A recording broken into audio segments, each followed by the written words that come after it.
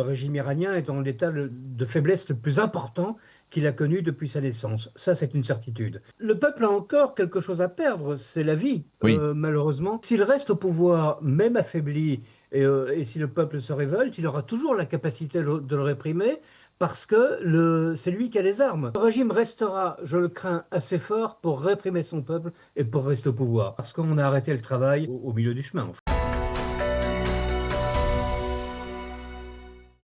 Dans quelques instants, je pense que nous serons avec Claude Moniquet. Bonjour Claude, merci d'être avec nous ce matin. Je rappelle à nos auditeurs que vous êtes un expert du contre-terrorisme et que vous êtes le président du Centre européen de sécurité et de renseignement stratégique. J'espère que j'ai bien traduit le titre, l'intitulé de l'anglais.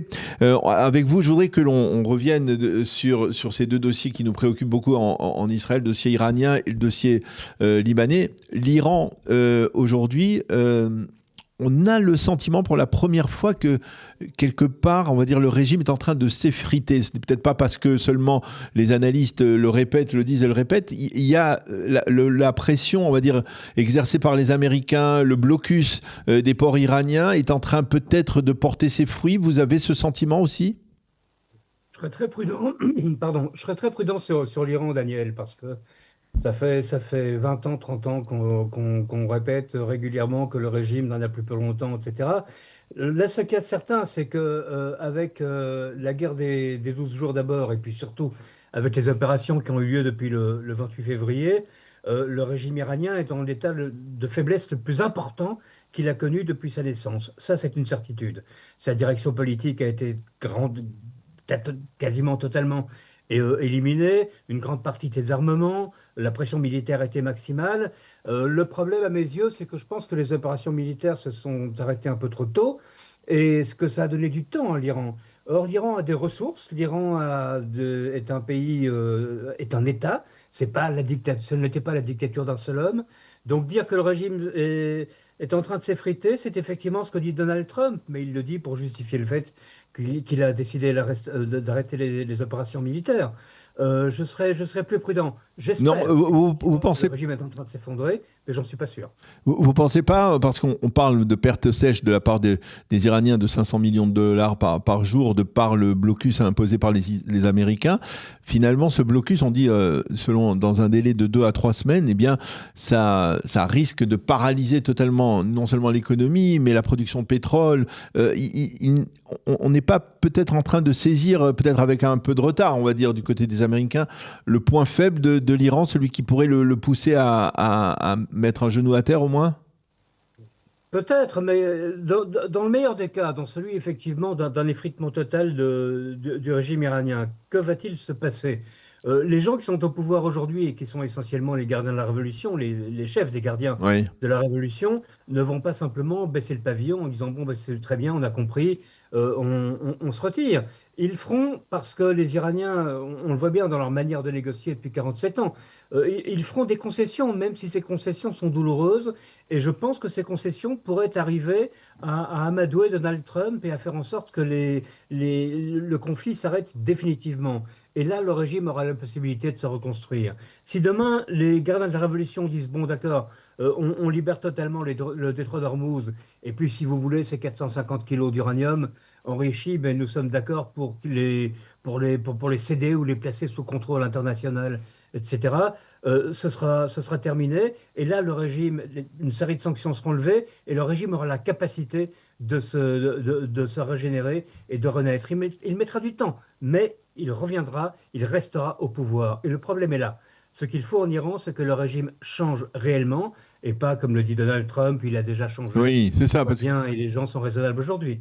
Oui, c'est ça, c'est ce qu'il dit, il a déjà changé. Et le peuple iranien, vous ne pensez pas qu'il peut être un paramètre qui peut surgir, peut-être pas tout de suite, mais justement, c'est-à-dire à partir du moment où il y a une situation de chaos total sur le plan économique, financier et énergétique, le peuple qui n'a plus rien à perdre peut descendre dans la rue et renverser ce régime? Ça vous semble pas probable?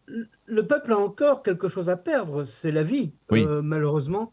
On a bien vu en janvier que quand il a fallu tuer 40 ou 50 000 personnes et en arrêter le même nombre en 3 jours, le régime n'a pas hésité une seconde. Donc s'il reste au pouvoir, même affaibli, et si le peuple se révolte, il aura toujours la capacité de le réprimer parce que c'est lui qui a les armes. Or, on voit bien que le peuple iranien aujourd'hui est le grand absent des négociations et le grand absent de l'équation.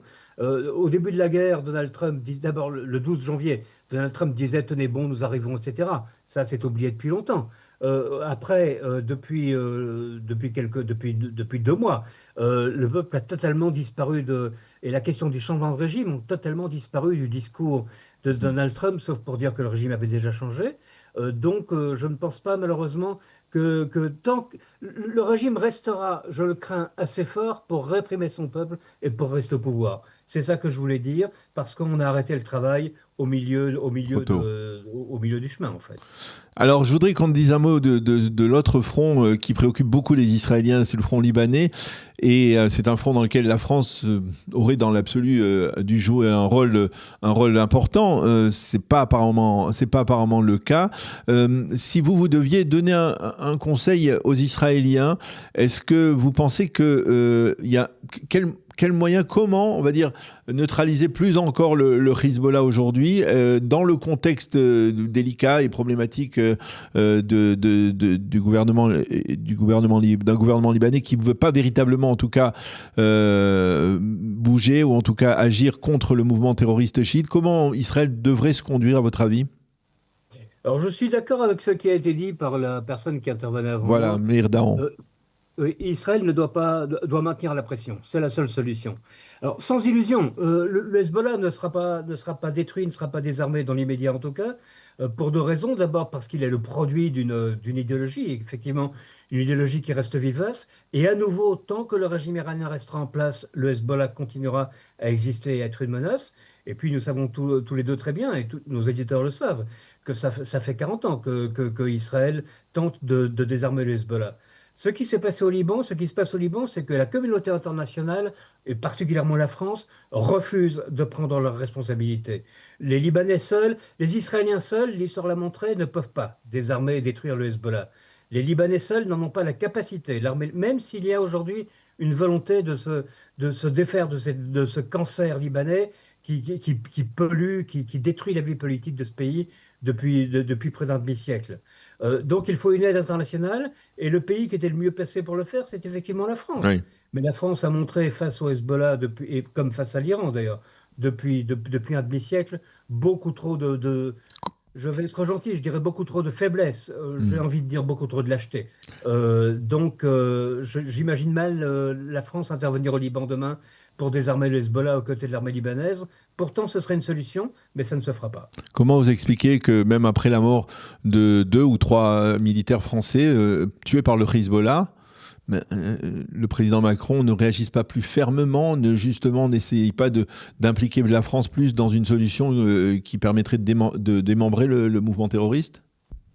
C'est une bonne question, et la réponse tient aux illusions qui ont cours à Paris et en particulier au Quai d'Orsay depuis toujours, ce qu'on appelle la fameuse politique arabe du Quai d'Orsay. Vous parlez de 2-3 soldats qui ont été tués. Effectivement, nous avons eu 3 soldats français tués, un en Irak, 2 au Liban. Le Hezbollah seul, depuis 1983, en comptant nos 58 parachutistes de l'immeuble de Drakkar en octobre, a tué 68 soldats français. Est-ce qu'à un seul moment, il y a eu une réponse militaire appropriée de la France ? Jamais. Pourquoi ? Parce que il y a cette idée absurde que toucher au Hezbollah comme toucher à l'Iran, c'est en fait, in fine, toucher à l'Iran, et que toucher à l'Iran, c'est dangereux parce que ça déstabiliserait le Moyen-Orient, comme si l'Iran était depuis 47 ans... Un facteur stabilisateur. Un facteur de stabilité au Moyen-Orient. Tout le monde le saurait. C'est une triste plaisanterie, et malheureusement, le président Macron s'est inscrit dans les pas de ses prédécesseurs, qu'ils soient de gauche ou de droite, qui ont toujours montré une faiblesse terrifiante et que nous avons déjà payé et que nous continuerons à payer, et que les Israéliens paieront et que les Libanais paieront pendant encore des années si nous n'agissons pas. Une dernière question, Claude. Est-ce que vous pensez que l'effondrement du régime, s'il intervient, du régime iranien, peut mettre fin, on va dire, à la puissance encore que nous réserve le Hezbollah, ou alors les deux dossiers sont séparés. Dans la presse israélienne ce matin, il y en a qui disent que, il y a des observateurs qui disent que finalement, il faudra continuer à frapper le Hezbollah même après que le régime iranien ne soit plus au pouvoir. Alors, il faudra continuer à frapper le Hezbollah. En fait, la chute du régime, une réelle chute, une disparition du régime iranien serait un énorme pas en avant. Le Hezbollah a déjà perdu le soutien de la Syrie, puisque le régime a changé. Sa direction a été détruite par les opérations israéliennes depuis 2024. Il perd des tunnels tous les jours, il perd des armements, etc. Si l'Iran disparaît demain, si l'encadrement des gardiens de la Révolution et l'argent des gardiens de la Révolution disparaissent, il y aurait peut-être la possibilité de ramener le Hezbollah à n'être plus qu'une formation politique comme les autres au Liban, qui sera gênante, qui sera islamiste, qui sera tout ce que vous voulez, c'est vrai, mais qui ne sera plus une milice armée. Et ça, ce serait déjà un progrès énorme. Aujourd'hui, nous n'en sommes pas là. Eh bien, on va rester sur ce constat qui est peut-être un constat provisoire. En tout cas, on l'espère ici en Israël, en espérant effectivement que les choses vont s'accélérer, peut-être même du côté de l'Iran, et que cela se répercutera dans le dossier libanais. Merci beaucoup, Claude Moniquet, d'avoir été avec nous ce matin. Je rappelle à nos auditeurs que vous êtes un expert du contre-terrorisme et que vous êtes président du Centre européen de sécurité et de renseignement stratégique. Merci d'avoir été avec nous. Bonne journée, à bientôt. Bonne journée, Daniel.